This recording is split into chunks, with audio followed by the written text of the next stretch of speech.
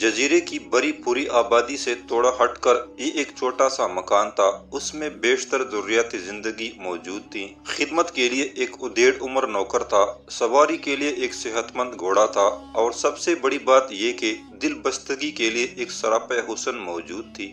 अपनी दानिश में सालार ने उन तमाम सऊबतों का मदावा कर दिया था जो ताबान ने 6 माह की कैद में झेली थी। शाम हो चुकी थी। मकान के बालाखाना में ताबान फीलाना के साथ मौजूद था। ताकदानों में मोमी शमे रोशन थी और मेहराबी दरवाजों पर खूबसूरत पर्दे थे।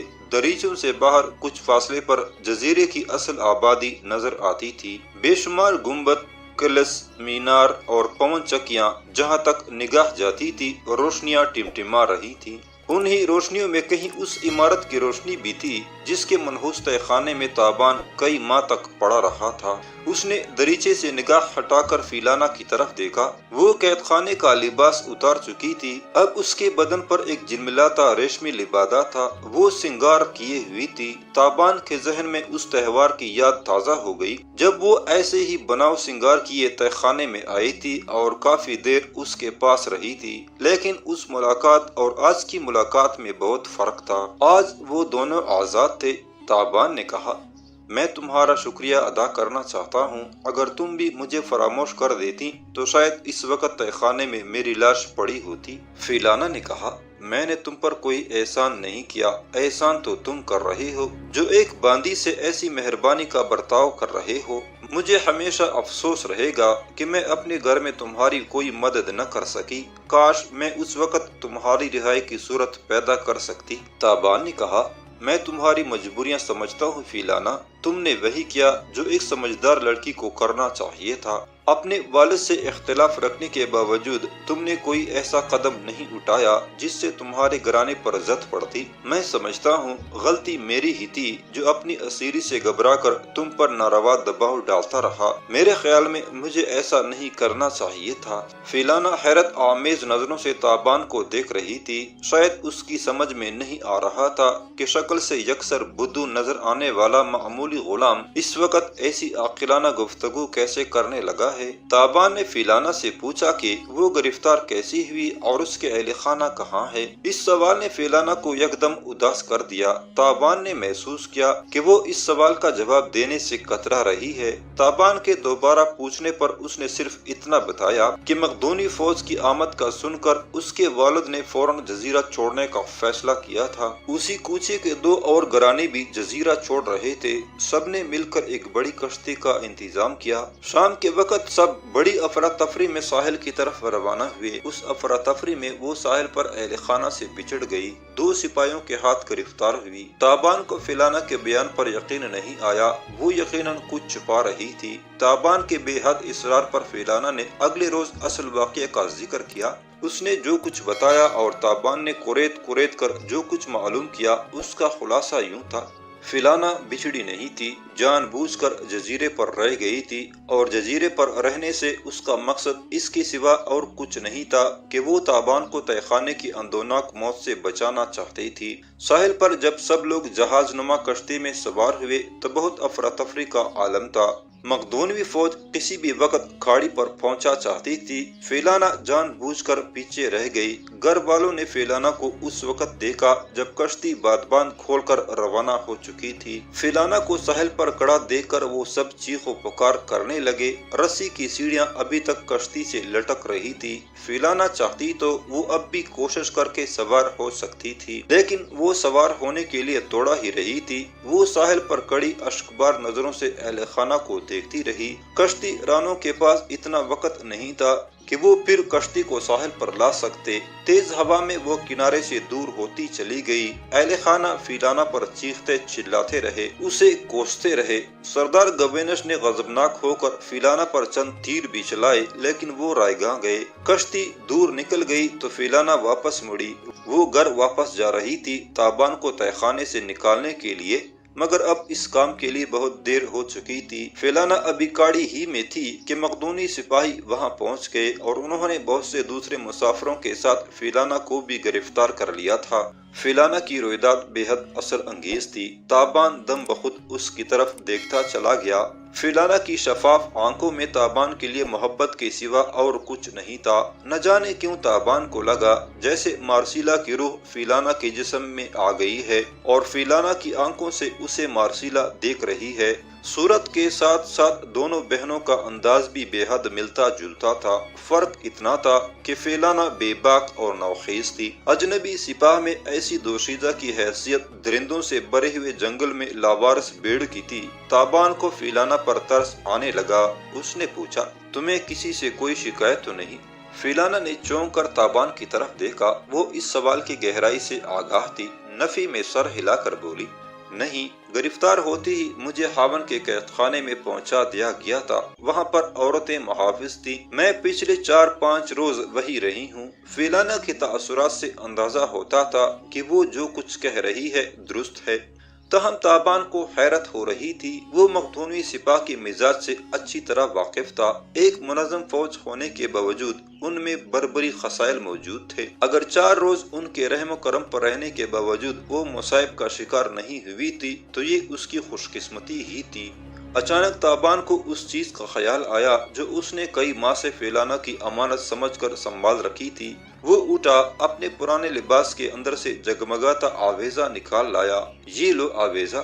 آویزے کو دیکھ کر فیلانا کے چہرے پر سرخی پھیل گئی۔ شاید اسے وہ واقعہ یاد آیا تھا جب فیلانا کا آویزہ تابان کے لباس سے الجھ گیا تھا اور کوشش کے باوجود جدا نہیں ہوا تھا۔ مجبوراً یہ آویزہ فیلانا کے کان سے جدا کرنا پڑا تھا۔ آویزہ دیکھ کر فیلانا جیسے گزرے دنوں کی یاد میں کھو گئی۔ شاید وہ شب و روز اسے یاد آ گئے تھے جب وہ تہہ خانے میں ہر روز ہی تابان سے ملا کرتی تھی۔ اس وقت تابان کی حیثیت قیدی کی تھی اور فیلانا کی حیثیت آقا کی۔ اب سب کچھ الٹ ہو گیا تھا۔ تابان آقا تھا اور فیلانا کی حیثیت کنیز سے زیادہ نہیں تھی۔ لیکن عجیب بات تھی، فیلانا کی یہ حیثیت بھی بری نہیں لگی تھی۔ کوئی اس کے دل کی بات پوچھتا تو وہ برملا کہہ دیتی کہ وہ ساری عمر اس گھر میں ادنا کنیز بن کر رہنا پسند کرے گی۔ وہ صرف تابان کا قرب چاہتی تھی، چاہے اس کے لیے اسے کوئی حیثیت بھی اختیار کرنا پڑ جاتی۔ تابان محویت سے اس کی طرف دیکھ رہا تھا۔ نہ جانے فیلانا کے دل میں کیا آئی کہ اس نے بے اختیار تابان کا ہاتھ پکڑ کر اپنے رخسار سے لگا لیا۔ اس کی آنکھوں کے چشموں سے شفاف آنسو ابلے اور تابان کے ہاتھ کو بھگونے لگے۔ وہ سسکیوں سے رو رہی تھی۔ تابان کا دل فیلانا کے لیے محبت اور احسان مندی کے جذبات سے بھر گیا۔ اس نے بے اختیار فیلانا کو اپنے کندھے سے لگا لیا۔ وہ تابان کے سینے میں سمٹ گئی۔ اس کا جسم بزبان خاموشی پکار پکار کر تابان سے کہہ رہا تھا کہ وہ اسے اپنے باہوں میں لے لے۔ تابان تا دیر اس پکار سے اپنے کان بند نہ رکھ سکا۔ دونوں محبت کی ایک ایسی لہر میں بہنے لگے جس کے شور میں کچھ سنائی نہیں دیتا تھا اور جس کی روانی قابل مزاحمت تھی۔ محبت کی اس لہر نے دونوں کے درمیان کوئی فاصلہ باقی نہ رہنے دیا۔ اگلے چند روز میں فیلانا کی پرجوش محبت نے تابان کو اس طرح ڈانپا کہ ارد گرد کی ہر شے اس کی نگاہوں سے اوجھل ہو گئی۔ وہ کوہی ندی جیسی محبت تھی جس کی رفتار ہر لہجہ بڑھتی جاتی تھی اور جو جلد سے جلد آگے سے آگے نکل جانا چاہتی تھی۔ فیلانا نے تابان کے شب و روز یوں مہکائے کہ وہ ششدر رہ گیا۔ وہ یہ سوچ کر حیران ہوتا تھا کہ اس لڑکی کے سراپے میں اتنا پیار نہ جانے کہاں چھپا ہوا تھا۔ ہاں، یہ بات تھی کہ کبھی کبھی قربت کے حسین لمحات میں بھی فیلانا یکدم اداس ہو جاتی تھی۔ چند لمحوں کے لیے وہ خود سے اور تابان سے کہیں دور، بہت دور چلی جاتی تھی۔ شاید اسے اپنے بچھڑے اہل خانہ یاد آ جاتے تھے یا پھر کوئی اور بات تھی۔ وہ بڑی حسین رات تھی۔ دل چھو لینے والی ہوا چل رہی تھی۔ نشیب و فراز چاندنی میں دور تک روشن تھے۔ تابان اور فیلانا ایک جروکے میں ساتھ ساتھ بیٹھے تھے۔ فیلانا دور ٹھیلوں کی طرف دیکھ رہی تھی۔ اس کی حنائی انگلیاں تابان کی گردن میں اس جگہ گردش کر رہی تھی جہاں آہنی توق نے جلد پر ان مٹ نشانات ڈال دیے تھے۔ وہ کوئی ہوئی آواز میں بولی، یہ چاند کہاں سے نکلتا ہے تابو؟ یہی تو شاہی مقدونیہ معلوم کرنے کے لیے نکلے ہیں۔ یہ سمندر کہاں سے شروع ہوتا ہے، دریا کہاں سے پھوٹتے ہیں اور چاند کس سرزمین سے ابھرتا ہے؟ فیلانا رومانی لہجے میں بولی، تابو، مجھے تو لگتا ہے یہ چاند کسی غمزدہ لڑکی کا دل ہے جو ہر رات اس کے سینے سے نکل کر ستاروں کے جرمٹ میں اپنے محبوب کو ڈھونڈنے نکل کڑا ہوتا ہے۔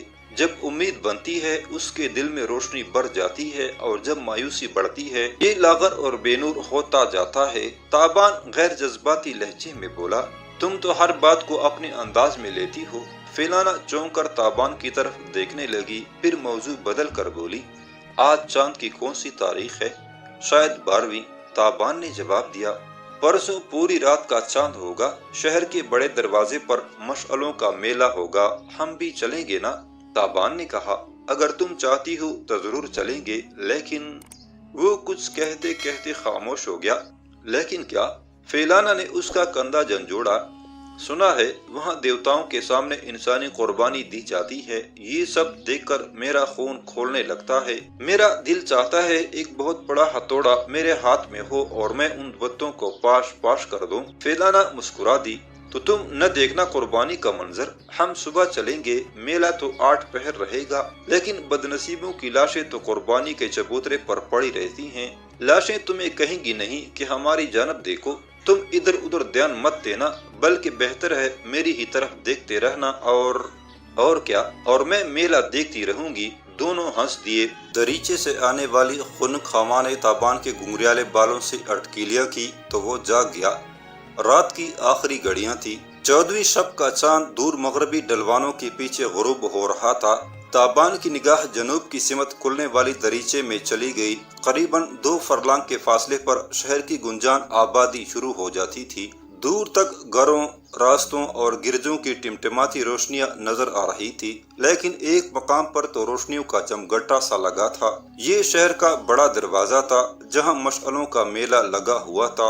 ہوا کے دوش پر تیرتی ڈول تاشوں کی مدھم آوازیں سنائی دے رہی تھی، اور کبھی کبھی بہت سے لوگوں کا شور ایک دور افتادہ گونج کی طرح سماعت کو چھو جاتا تھا۔ کچھ روشنیاں خاصی بلندی پر نظر آ رہی تھی۔ یہ وہ بازیگر تھے جو ہاتھوں میں مشعلیں تامے تنے ہوئے رسے پر چل رہے تھے۔ کچھ روشنیاں ایک بہت بڑے دائرے کی شکل میں چکرا رہی تھی، ایک مقام پر روشنیوں کی اچھل کود جاری تھی۔ یہ سب کھیل تماشے تھے جو شہر کے صدر دروازے پر ہو رہے تھے۔ تابان کچھ دیر محو نظارہ رہا، پھر ایک سانس لے کر بستر پر چت ہو گیا۔ فیلانا کمرے میں نہیں تھی، صرف اس کی خوشبو تھی۔ وہ بہت سویرے اٹھنے کی عادی تھی، آج شاید زیادہ جلدی اٹھ گئی تھی۔ اسے میلے پر جانے کے لیے تیار بھی ہونا تھا۔ رات بھی وہ دیر تک میلے کی باتیں کرتی رہی تھی۔ اسی نے تابان کو بتایا تھا کہ مشعلوں کا تہوار پرومیتھیس دیوتا کی یاد میں منایا جاتا ہے، جو انسان دوست دیوتا تھا اور جس نے سورج سے آگ چرا کر انسان کو دی تھی۔ وہ پرومیتھیس سمیت ہر دیوتا کے متعلق بہت کچھ جانتی تھی، اس کی معلومات بہت وسیع تھی اور وہ شائستہ زبان میں ان کا اظہار کر سکتی تھی۔ چھوٹی سی عمر میں یہ علمیت اور دانائی متاثر کن تھی۔ فیلانا کے بارے سوچ کر تابان دکھی ہونے لگا۔ وہ کئی روز سے مسلسل سوچ رہا تھا، اسے سمجھ نہیں آ رہی تھی کہ فیلانا کا مستقبل کیا ہوگا۔ اس کے والدین کا کچھ پتہ نہیں تھا کہ وہ کدھر گئے، اور اگر پتہ لگ بھی جاتا تو فیلانا وہاں جانے کے لیے ہرگز تیار نہیں تھی۔ اسے معلوم تھا کہ اس کے اہل خانہ اور خاص طور پر اس کا باپ اسے کبھی معاف نہیں کرے گا۔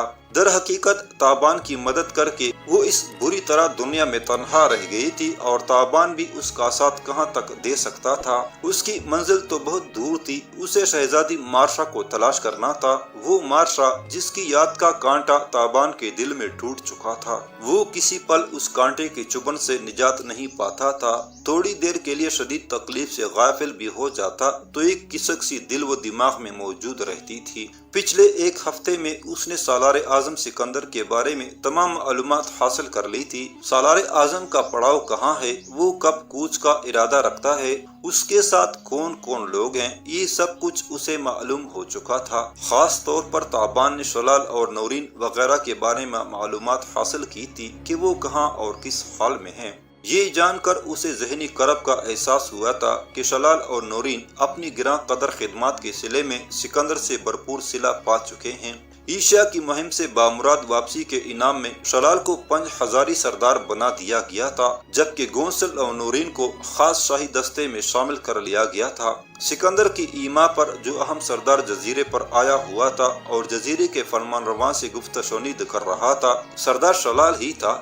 ایک طرح سے یہ پورا جزیرہ اس وقت سردار شلال کے زیر نگین تھا۔ یہ صورتحال تابان کے لیے بے حد تکلیف دہ تھی۔ وہ جانتا تھا کہ جزیرے پر پہنچتے ہی سردار شلال نے سب سے پہلے کورا کو تلاش کرایا ہوگا، اور اگر اس کی قسمت بہت اچھی نہیں تھی تو وہ اس وقت سردار شلال کے چنگل میں پڑ پڑا رہی ہوگی۔ یہ ممکن ہی نہیں تھا کہ کورا تک پہنچنے کے باوجود سردار شلال نے اسے معاف کر دیا ہو۔ یہ بھی عین ممکن تھا کہ شلال کو تابان کی زندہ بچ رہنے کا شبہ ہو گیا ہو اور اس کے ہرکارے پورے جزیرے میں تابان کی ٹوہ لگاتے پھر رہے ہوں۔ یہی سبب تھا کہ تابان نے ابھی تک جزیرے سے نکل کر سکندر تک پہنچنے کی کوشش نہیں کی تھی۔ تابان اپنے خیالوں میں گم تھا جب بیرونی کمرے سے قدموں کی آہٹ سنائی دی۔ شاید فیلانہ آ رہی تھی۔ شبنم میں نہائے پھول کی طرح تر و تازہ مہکی اور سبری ہوئی، لیکن آہٹ قریب آئی تو تابان کو اندازہ ہوا کہ یہ اس کا ادھیڑ عمر گھریلو ملازم ہے۔ خادم نے دوسرے کمرے سے آواز دے کر کہا، مالک غسل کے لیے تازہ پانی رکھ دیا ہے۔ تابان چونک گیا۔ اس سے پیشتر یہ فکرہ فیلانہ کی زبان سے ادا ہوا کرتا تھا۔ اس نے خادم کو اندر بلایا۔ خادم نے تعمیل کی اور صبح بخیر کہہ کر خاموش و مؤدب کھڑا ہو گیا۔ مالکن کہاں ہے؟ تابان نے پوچھا۔ وہ تو رات ہی چلی گئی تھی آپ کے سونے کے بعد، خادم نے ہکلا کر جواب دیا۔ کہاں چلی گئی تھی؟ میلے میں۔ تابان حیرت زدہ ہو کر بستر پر بیٹھ گیا۔ فیلانہ اسے بتائے بغیر میلے میں چلی گئی تھی، اور وہ بھی بالکل تنہا۔ وہ جلدی سے اٹھ کھڑا ہوا اور منہ ہاتھ دھو کر لباس بدلنے لگا۔ تھوڑی ہی دیر بعد وہ بالا خانے کی سیڑھیاں اتر رہا تھا۔ اب رات کی تیرگی سے دن کا اجالا بغلگیر ہو رہا تھا۔ چاروں طرف پرندوں کی چہکاریں گونج رہی تھی۔ تابان کا گھوڑا گھر کے سامنے بندھا تھا۔ وہ جست لگا کر گھوڑے کی ننگی پیٹھ پر سوار ہوا اور تیزی سے آبادی کی سمت روانہ ہو گیا۔ تابان میلے کے مقام پر پہنچا تو ہر طرف ہجوم نظر آیا۔ صبح کا اجالا تیرگی پر حاوی ہو گیا تھا، لہٰذا مشعلیں گل ہو رہی تھی۔ کھیل تماشا دکھانے والے تھوڑی دیر سستانے کے لیے یہاں وہاں ٹولیوں میں بیٹھ گئے تھے۔ ایک طرف چولہوں پر بڑے بڑے کڑاؤ رکھے تھے اور ان میں گوشت کے نمکین پارچے تلے جا رہے تھے۔ ہر طرف مثالوں کی تیز خوشبو پھیل رہی تھی۔ پاس ہی مشاک نانبائی اپنے کام میں مصروف تھے۔ یہاں شراب کے مٹکے قطار اندر قطار رکھے تھے اور میں نوشوں کے لیے دعوت عام تھی۔ خوبصورت عورتیں رنگین لباس زیب تن کیے ٹمکتی پھرتی تھی اور دل پھینک مرد پروانوں کی طرح ان کے گرد گھوم رہے تھے۔ شہر کے صدر دروازے کے سامنے ایک بہت بڑے چبوترے پر دبیس قالین بچھائے جا رہے تھے۔ غالباً یہاں کچھ دیر بعد رقص و نغمہ کا مظاہرہ ہونا تھا۔ غرض ہر طرف ایک ہنگامہ برپا تھا۔ تابان اس ہنگامے سے قطعی لا تعلق بے قراری سے ہجوم میں چکراتا پھر رہا تھا۔ اسے فیلانہ کی تلاش تھی۔ فیلانہ جو پچھلے چند دن شب و روز اس کی ساتھی رہی تھی اور اس کی دھڑکن میں سما کر ہر سانس کی ضرورت بن گئی تھی۔ تابان کو یوں لگ رہا تھا جیسے وہ فیلانہ کو نہیں اپنے ہی جسم کے کسی گمشدہ حصے کو ڈھونڈ رہا ہے۔ فیلانہ کو کھوجتے ہوئے اسے یہ خدشہ بھی تھا کہ کوئی اسے پہچان نہ لے۔ وہ ہر قدم پھونک کر رکھ رہا تھا اور چاروں طرف سے باخبر تھا۔ اچانک ایک شخص نے تابان کو دیکھ لیا۔ یہ مقدونی فوج کا وہی یک صدی سردار تھا جس نے 15 روز پیشتر اسے تہہ خانے سے نکلوایا تھا اور فیلانہ کا ہاتھ اسے سونپا تھا۔ اس وقت سردار کی بغل میں ایک دوشیزہ تھی اور وہ بڑی ترنگ میں دکھائی دیا تھا۔ ٹھہرو، اس نے تابان کو دیکھ کر ہانک لگائی۔ تابان اپنی جگہ ساکت ہو گیا۔ کہاں پھر رہے ہو؟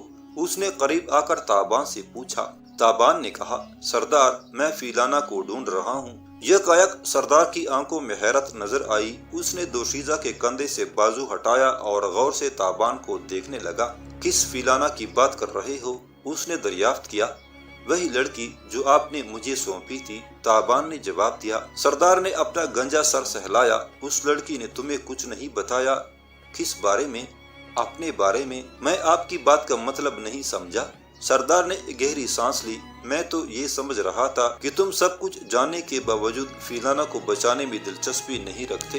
تابان کی آنکھیں حلقوں سے ابل پڑی۔ کس کو بچانے کی بات کر رہے ہو تم؟ فیلانہ کو، سردار نے ٹھہرے ہوئے لہجے میں کہا۔ شاید تمہیں معلوم نہیں کہ گرفتار ہوتی ہی اس کا نام بھین چڑھائے جانے والی دوشیزاؤں کے ناموں پر لکھ دیا کیا تھا۔ وہ قربانی کے لیے منتخب ہوئی تھی، اس لیے گرفتاری کے باوجود مقدونی سپاہیوں کی دست درازی سے محفوظ رہی تھی۔ تابان کے ذہن میں کلبلی مچ گئی۔ وہ قریباً چیخ کر بولا، اب کہاں ہے وہ؟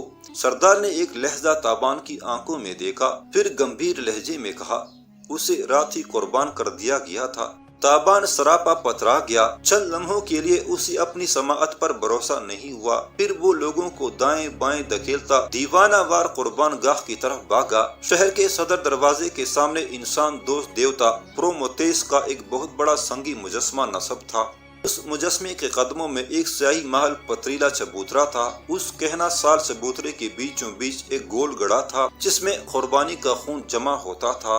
دائیں جانب قربان گاہ تھی۔ تابان نے دیکھا، قربان گاہ پر 5 مردہ جسم پڑے تھے۔ یہ تمام خوبروں دوشیزائیں تھی اور ان میں ایک فیلانہ تھی۔ تابان نے دھودیا نازک پیروں سے اسے پہچانا۔ وہ بھاگ کر گر گیا اور اسے لاشوں کے نیچے سے نکالا۔ وہ تابان کی طرف دیکھ رہی تھی۔ اس کی تارا آنکھوں میں زندگی کی کوئی رمق باقی نہیں تھی اور سنہرے بال اس لہو میں لتڑے ہوئے تھے۔ بہت دیر ہوئی وہ مر چکی تھی۔ تابان کی سماعت میں اس کے الفاظ گونجے، تم مت دیکھنا لاشوں کی طرف، لاشیں تمہیں کہیں گی نہیں کہ ہماری طرف دیکھو۔ پھر اس کی ہانسی کا جھرنا تابان کی سماعت میں پھوٹا۔ وہ جیسے غم سے دیوانہ ہو گیا۔ اس کا دل چاہا جسم و جان کی پوری قوت کے ساتھ دیوتا کے سنگی مجسمے سے جا ٹکرائے اور اس وقت تک ٹکراتا رہے جب تک وہ چبوترے سے اکڑ کر اپنے سینکڑوں پجاریوں پر جا نہ گرے۔ کاش وہ یہ سب کچھ کر سکتا۔ کاش وہ تھوڑی دیر بے حس و حرکت فیلانہ کی لاش پر کھڑا رہا، ان آخری گھڑیوں کو تصور میں لاتا رہا جو اس نے فیلانہ کے ساتھ گزاری تھی۔ فیلانہ کی الوداعی گرمجوشی کو یاد کر کے اس کا غم دو چند ہو گیا۔ ایک گہری سانس بھر کر اس نے اپنی آنکھیں موندی اور بے جان قدموں سے چبوترے کی سیڑھیاں اتر گیا۔ کچھ تماشائی حیرانی سے اسے دیکھ رہے تھے، ان میں ایک صدی سردار بھی شامل تھا۔ سردار نے آگے بڑھ کر اس کے کندھے پر ہاتھ رکھا۔ مجھے افسوس ہے نوجوان، مگر اس لڑکی نے جان بوجھ کر موت کو گلے لگایا ہے۔ اگر یہ تمہیں اس بارے میں بتا دیتی اور تم مجھ سے ذکر کرتے، ہم بآسانی بینٹ چڑھنے سے بچا سکتے تھے۔ اس کا نام دوسری لڑکیوں کے ناموں سے خارج کرانا کچھ زیادہ مشکل کام نہیں تھا۔ تابان سنتے ہوئے بھی کچھ نہیں سن رہا تھا۔ وہ عجیب خود فراموشی کے عالم میں سیدھا چلتا گیا اور ہجوم میں گھس کر دور نکل گیا۔ تھوڑی ہی دیر بعد وہ گنجان آبادی کو پیچھے چھوڑ چکا تھا۔ اب اس کے چاروں طرف درخت تھے، سبزہ تھا اور باغات تھے۔ وہ اونچے نیچے ٹیلوں کو اپنے پاؤں تلے رونتا دور ایک ندی کے کنارے جا بیٹھا۔ فیلانہ کی غم نے اسے چاروں طرف سے گھیر رکھا تھا۔ فیلانہ، تم نے ایسا کیوں کیا؟ تم نے اتنے بڑے راز کو سینے میں چھپا کر کئی شب و روز میرے ساتھ گزار دیے۔ نہ تمہارے ماتھے پر شکن آئی، نہ تمہاری آنکھوں سے غم جھلکا۔ کیوں اس کم عمری میں اتنی بڑی قربانی دی تم نے؟ وہ کنارے پر بیٹھا پانی میں کنکریاں پھینکتا رہا، پھر نڈھال ہو کر وہیں گھاس پر لیٹ گیا۔ اس کا جی چاہا وہ اتنی گہری نیند سوئے کہ کئی راتوں کئی ہفتوں تک نہ جاگ سکے، اور جب اس کی آنکھ کھلے فیلانہ کا چہرہ اس کے تصور میں دھندلا چکا ہو، قربان گاہ پر اس کی کٹی ہوئی شہرگ اور اس کے مڑے ہوئے ہاتھ پاؤں کا منظر اس کے ذہن سے محو ہو چکا ہو۔ یہی آس لے کر اس نے اپنی آنکھیں بند کر لی، لیکن جلد ہی اسے اٹھ جانا پڑا۔ اچانک ہی کورا کا خیال اس کے ذہن میں آیا تھا اور ایک دوسری طرح کی بے قراری اس کے حواس پر چھا گئی تھی۔ وہ اپنے قدموں پر کھڑا ہو گیا۔ کورا کو اس کی ضرورت تھی۔ ممکن تھا کہ وہ کسی بڑی مصیبت میں گرفتار ہو۔ اس کی مصیبت کا سوچ کر تابان کے تن بدن میں آگ سلگنے لگی۔ اس دم بدم بڑکتی آگ میں وہ ماتمی کیفیت دب گئی جو دیوتا کے قدموں میں فیلانہ کی لاش دیکھ کر اس پر طاری ہوئی تھی۔ اس نے چاروں طرف دیکھ کر سمت کا تعین کیا اور ندی کے ساتھ ساتھ اوپر کی جانب بھاگنے لگا۔ اس کا رخ جزیرے کے شاہی محل کی طرف تھا جہاں 10 ماہ پہلے اس نے کورا کو بے یار و مددگار چھوڑ دیا تھا۔